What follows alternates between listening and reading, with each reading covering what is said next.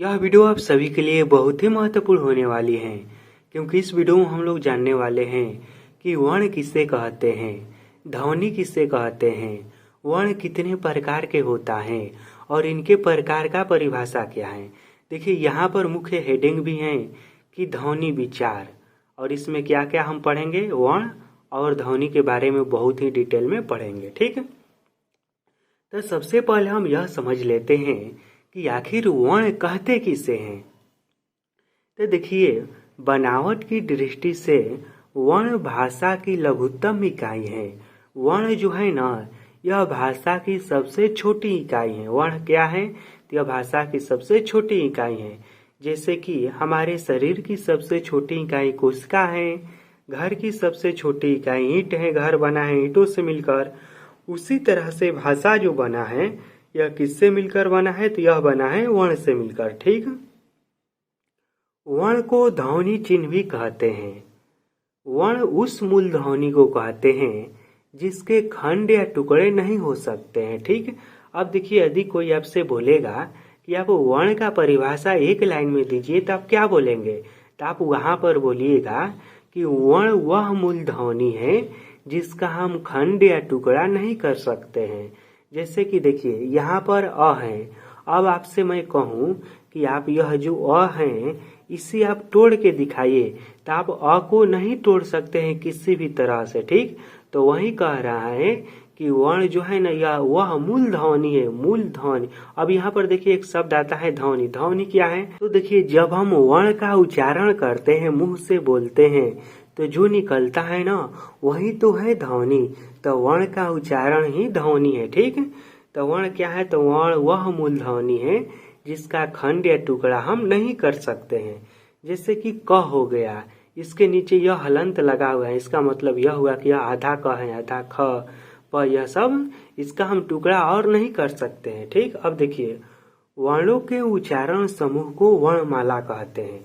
अब वर्णमाला किसे कहते हैं, तो वर्णों के उच्चारण के समूह को ही वर्णमाला कहते हैं। और हिंदी वर्णमाला में कुल 46 वर्ण हैं। हिंदी वर्णमाला में कुल कितने वर्ण हैं, तो 46 वर्ण हैं, जिन्हें दो भागों में बांटा गया है। एक का नाम है स्वर और दूसरे का नाम है व्यंजन। हिंदी में कुल वर्णों की संख्या 46 है, जिन्हें दो भागों में बांटा गया है। एक का नाम है स्वर और दूसरे का नाम है व्यंजन। अब हम यह भी समझ लेते हैं कि स्वर किसे कहते हैं और व्यंजन किसे कहते हैं। ठीक, तो देखिए, स्वर पहले समझते हैं। तो स्वर उन वर्णों को कहते हैं, स्वर्ण किसे कहते हैं, तो स्वर्ण उन वर्णों को कहते हैं जिनका उच्चारण स्वतः होता है, यानी कि जिन वर्णों का उच्चारण अपने आप होने लगे, बिना किसी जोर जबरदस्ती के स्वतः होता है, उसे ही स्वर कहते हैं। ठीक है, अब देखिए, स्वर की संख्या कितने हैं, तो हिंदी में स्वर की संख्या जो है यह 11 है। तो देखिए, जो अ है ना, यही स्वर के अंतर्गत आता है और इसे भी 3 भागों में बांटा गया है, ह्रस्व स्वर, दीर्घ स्वर और संयुक्त स्वर। इसे आप नहीं भी याद करेंगे तो भी कोई बात नहीं, आप यह ध्यान में रखिएगा कि स्वर के अंतर्गत कौन कौन सा शब्द आता, वर्ण आता है। यह आता है अ। ठीक, अ, आ, ई, हर्ष, ई, दीर्घ, ई, री, ये सब जो भी है ना, यह सब स्वर है। ठीक, देखिए, यह तो हम समझ गए कि आ को स्वर कहते हैं। अब इन स्वर को भी 3 भागों में बांटा गया है। एक है ह्रस्व स्वर, दीर्घ स्वर, संयुक्त स्वर। इसे भी हम समझ लेते हैं, बहुत ही आसान है। देखिए, ह्रस्व स्वर में कौन आएगा, अ आएगा, ई आएगा, उ आएगा, री आएगा। दीर्घ स्वर में क्या आएगा, तो इसका बड़ा मात्रा आएगा, आ आएगा, हर्षई आएगा, दीर्घऊ आएगा।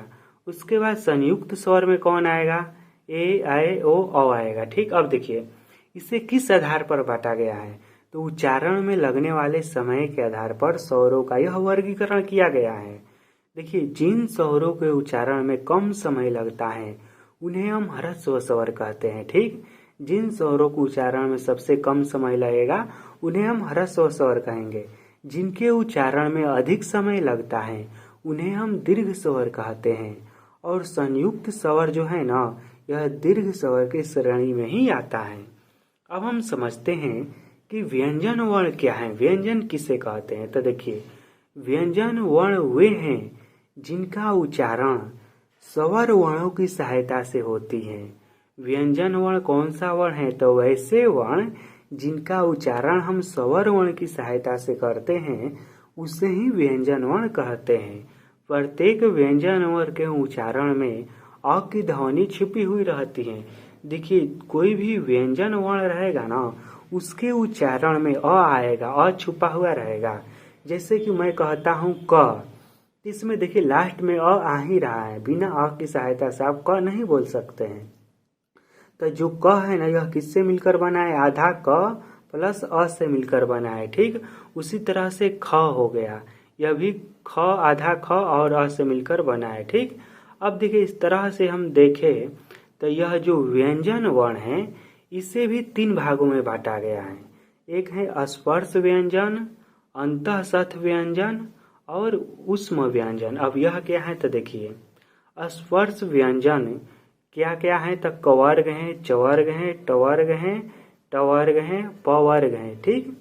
जैसे में कखा ग च छ ज ट ट ढ ट ट ढ प प ब, यह सब जो है ना, यह स्पर्श व्यंजन है और इनका उच्चारण जो है ना इस तरह से होता है। देखिए, कवर्ग का उच्चारण कंठ से होता है, चवर्ग का उच्चारण जो है यह तालु से होता है, टवर्ग का उच्चारण मूर्धा से होता है, इस टवर्ग का उच्चारण दंत से होता है तथा पवर्ग का उच्चारण जो है ना यह ओठ की सहायता से होता है, ठीक। अब देखिए, इसमें आता है दूसरा प्रकार अंतःसथ व्यंजन। यह क्या है तो देखिए, य, र, ल और व, यह अंतःसथ व्यंजन है। यह स्वर और व्यंजन के बीच स्थित है, इसलिए इसे अंतःसथ व्यंजन कहते हैं। उसके बाद अगला है ऊष्म व्यंजन। यह क्या है तो देखिए, यह तलावी स, मूर्धानी स, दांती स और ह, यह 4 जो है ना यह ऊष्म व्यंजन है, जिसका उच्चारण एक प्रकार की रगड़ से उत्पन्न होता है, ठीक। तो इस तरह से होता है स्वर और व्यंजन।